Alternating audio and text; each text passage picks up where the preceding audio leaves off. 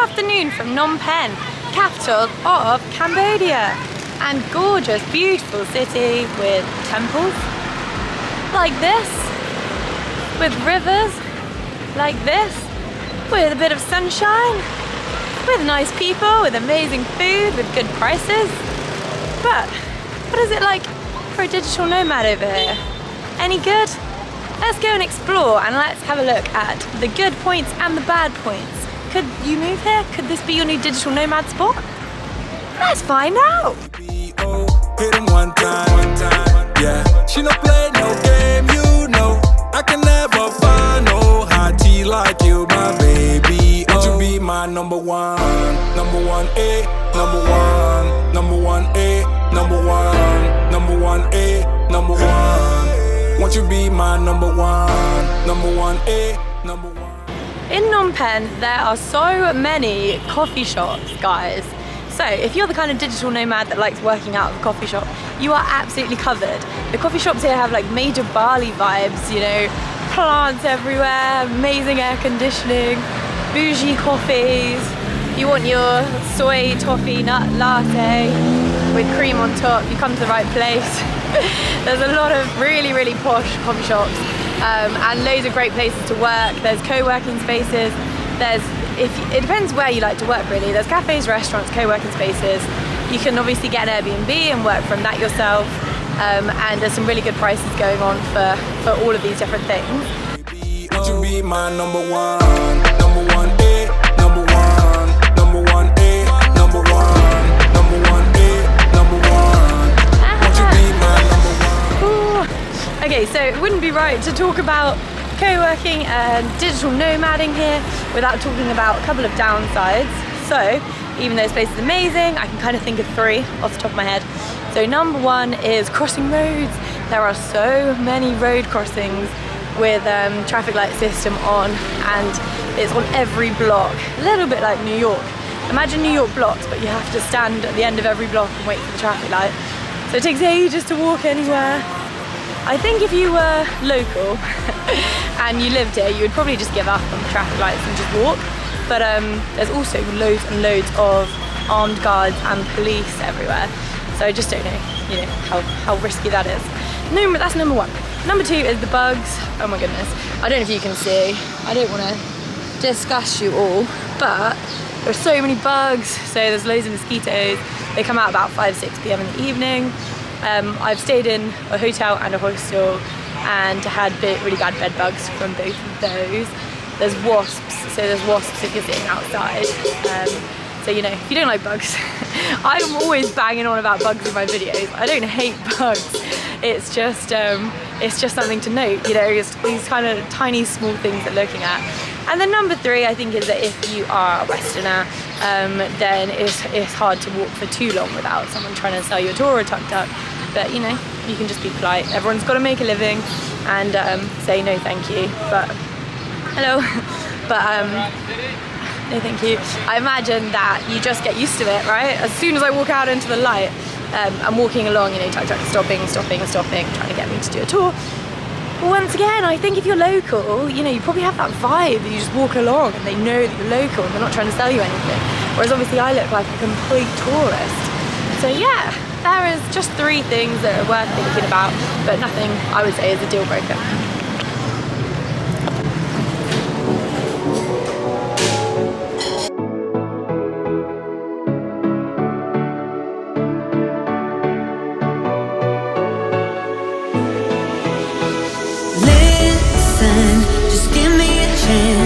I know that we can find our love again. Now hear me, just one more dance, 'cause I know we can make it right again. And I know you're the one I've been looking for, and I know you're the one for me. So baby, I'm reaching out for your love.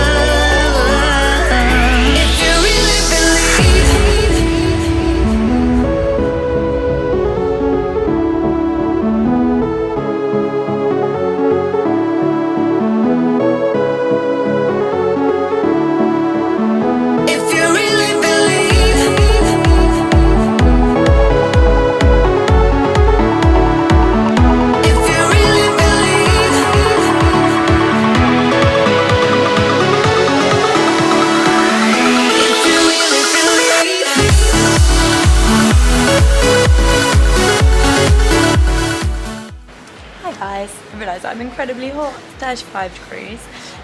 Anyway, another option for working is to come to like a cafe. So here I am at Crown Chicken Cafe. It's near the Eclipse Sky Bar. It's a lovely place to sit and work. So they do coffees, however, disclaimer, with my working setup, I have actually gone for a beer. So a pint draft was $1.50, and they brought me a free iced tea with it as well. So lovely place to sit and work. It's got Wi-Fi, $1.50. Sit here for a while, you know, they do great food. It's just another option. There is a fan and it will definitely get cooler, so don't be put off by my sweating face. I've just walked far today. But yes, one great option to know that you can, there's just so many little restaurants and cafes around and the prices are really good. I've been looking for, and I know you're the one for me. So baby, I'm reaching out for your love.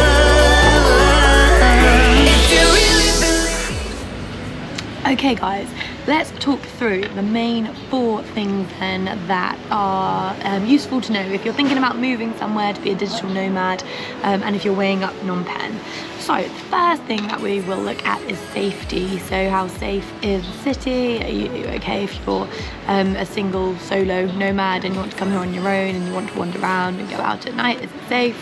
The second thing that we'll look at is cost. So how much does it cost to live here, eat here, work here? The third thing we will look at is feasibility of working, so like places to work, the Wi-Fi, can you actually, you know, work feasibly over here? And then the last thing that we will talk about is vibe. So what's the vibe like? Is it a nice place to live, to go out, to work and to meet other people? So let's start with the first one, safety. Do you know what? For a capital city, Phnom Penh to me feels incredibly safe.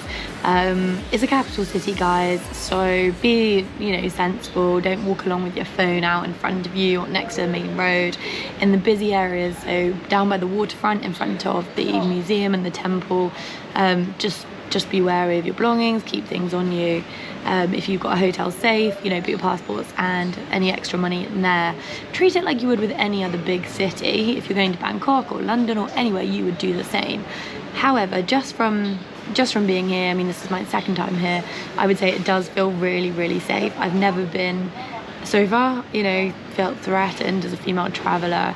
I've seen loads of people, like locals, just leave the phone on the table while they go and order it somewhere, and there's like valuables just left on tables, and people aren't, definitely the locals aren't worried about, you know, anybody doing anything. So I would say it feels to me a lot safer than Delhi, where I was getting patted constantly by kids trying to pick things out of my pockets, and I mean, potentially, and Bangkok, although I didn't feel too unsafe in Bangkok, but down some of like the back street and the alleys in Bangkok, you can sometimes feel a little bit, maybe a little bit threatened, but not hugely. So I would say out of all of the big cities I've been to, Phnom Penh actually feels the safest. But, you know, big disclaimer that it's a capital city, so, you know, you've just got to be careful.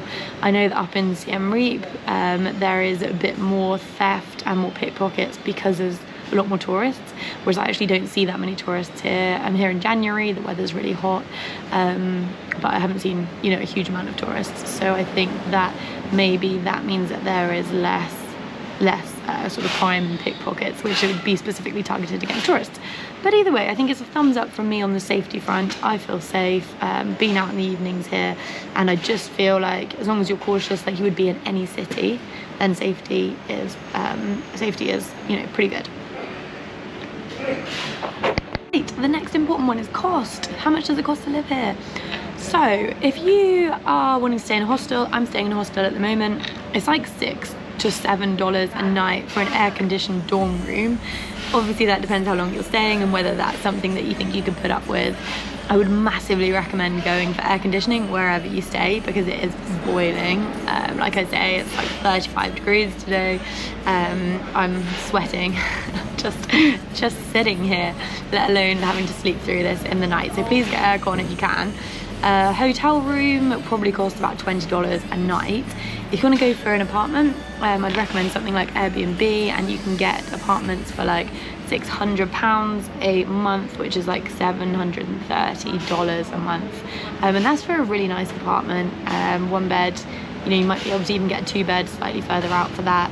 I'd recommend going quite central, so close to the Royal Palace and the Cambodian Museum, and sort of walking streets and just those kind of areas, so you don't have to travel too much. But either way, I think that's really, really good price. Food wise, if you're going on the street, you can get food for like $1, like noodles or rice. If you're going to a restaurant, it can be like $6, $7, $8, $9, $10 for a meal. I've got my beer for $1.50 here. You can get it for half that in some little places. You can pay a lot more than that in sky bars and the fancy bars. I say cocktails range from like $3.50 up to sort of $7, depending on where you go and if you want to go somewhere quite nice. All in all, I think that is really, really affordable. The supermarkets are super cheap here, and if you go to the food markets, then you can haggle and get your fruit and veg and things like that really, really cheap. So in general, I would say that it's a lot less than costs back home to live, and I think that's really good price. Kind of linked to cost then is the next one, which is feasibility to work here. So there's loads and loads of co-working spaces for digital nomads. If you just Google it, you'll see, you know, like 12 different options. The top one that everybody seems to sort of bang on about is called Workspace One. It looks really good, it looks really fun and zany. So that costs $8 for a day for a hot desk, or $70 for a month for a hot desk. I think that's really, really good for office space. You've got the big companies like Regis who also have offices here, but bear in mind that they will be a little bit more expensive. So I'd go somewhere like that if you want a co-working space. There's cafes which all have free, really good internet and Wi-Fi, so if you want to just go to a cafe for a few hours, you've got your local cafes, you've got your Starbucks. I went to a cafe this morning called Temple Coffee, which cost me $4.75 for a fresh orange juice, which I think was quite a lot. I've been to a Starbucks which cost about $4.50 for a tea, which is quite a lot. But then there's loads of little cafes where you're looking at $2.50 for a coffee or a juice is the cheapest I've seen it. I'm sure you can get it cheaper than that. And they sell sort of big bottles of coconut water and things for about $2.50, which, you know, can't complain at. I think all of that in general is really, really good. So that is the next one, which is places to work and whether you can actually work it. So the final one is vibe. So I think the vibe here is pretty good. I would say that it's very relaxed, it's very chilled. I would compare it to like a much quieter Ho Chi Minh. I would say it's kind of Siem Reap in Cambodia meets Chiang Mai. It's that kind of, meets kind of Hikkaduwa in Sri Lanka if you've been there. It's that kind of just chilled out, slow way of life where there's greenery everywhere, everybody's really gentle, everybody's really, really polite. It's sort of a kind of slow, friendly way of life that makes it really, really easy to live here. Now, I would probably not say it's like the craziest nightlife in the world. If you are coming for like big nights out and your intention is just to spend a couple of months hitting it till like 4 a.m. every night and clubbing every day, then this may not be the place to come. The nightlife here is kind of quiet. Like there's a pub street. I've been last time, I've been last night, and yeah, there's not a huge amount like of going on. I think when you come from like Ho Chi Minh and you've got the really big walking street there, for example Bangkok, and you've got Koh Sam Road, then Phnom Penh doesn't have that. But what it does have is Koh Sam Road, probably like 30 years ago, I imagine, when it would be quieter and more local and loads of like beer shacks and people sitting out, without the investment that I saw in Ho Chi Minh walking street.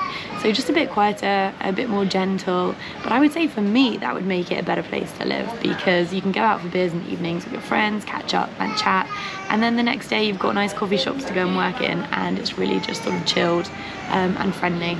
So it depends what you're looking for. If you want wild nightlife, probably wouldn't recommend it. If you are happy with something a bit friendlier and a bit more gentle way of life, then I think Phnom Penh is a fantastic choice in terms of vibe.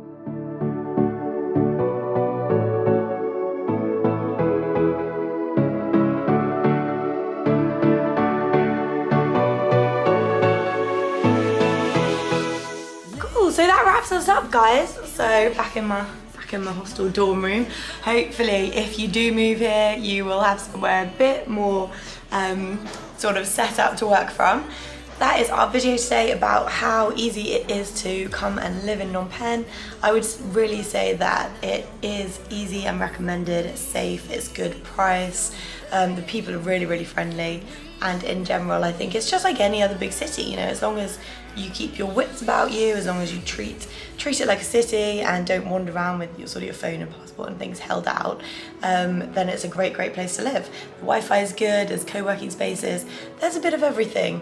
So hugely recommend it. Hope that this has been useful. If you already live in Phnom Penh and I've missed out any sort of major things, please let me know below.